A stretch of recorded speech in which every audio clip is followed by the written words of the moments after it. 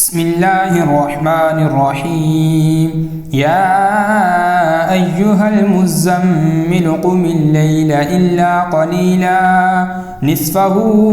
أو انقص منه قليلا أو زد عليه ورتل القرآن ترتيلا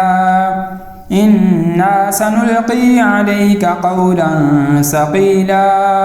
إن ناشئة الليل هي أشد وطئا وأقوم قيلا إن لك في النهار سبحا طويلا واذكر اسم ربك وتبتل إليه تبتيلا رب المشرق والمغرب لا إله إلا هو فاتخذه وكيلا واصبر على ما يقولون واهجرهم هجرا جميلا وذرني والمكذبين أولي النعمة ومهلهم قليلا إن لدينا أنكالا وجحيما وطعاما ذا غصة وعذابا أليما يوم ترجف الأرض والجبال وكانت الجبال كثيبا مهيلا إنا أرسلنا إليكم رسولا شاهدا عليكم كما أرسلنا إلى فرعون رسولا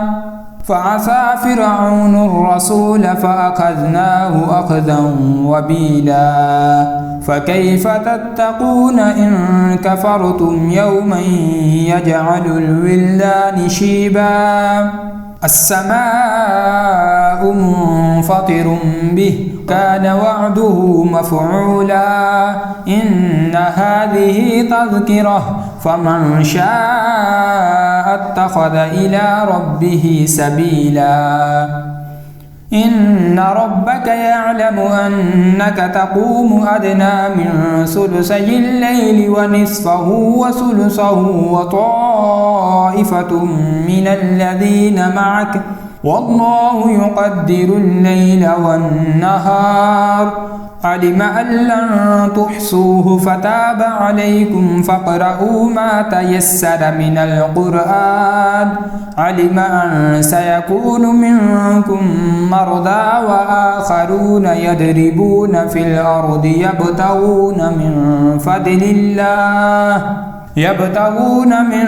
فضل الله وآخرون يقاتلون في سبيل الله فاقرؤوا ما تيسر منه وأقيموا الصلاة وآتوا الزكاة وأقرضوا الله قرضا حسنا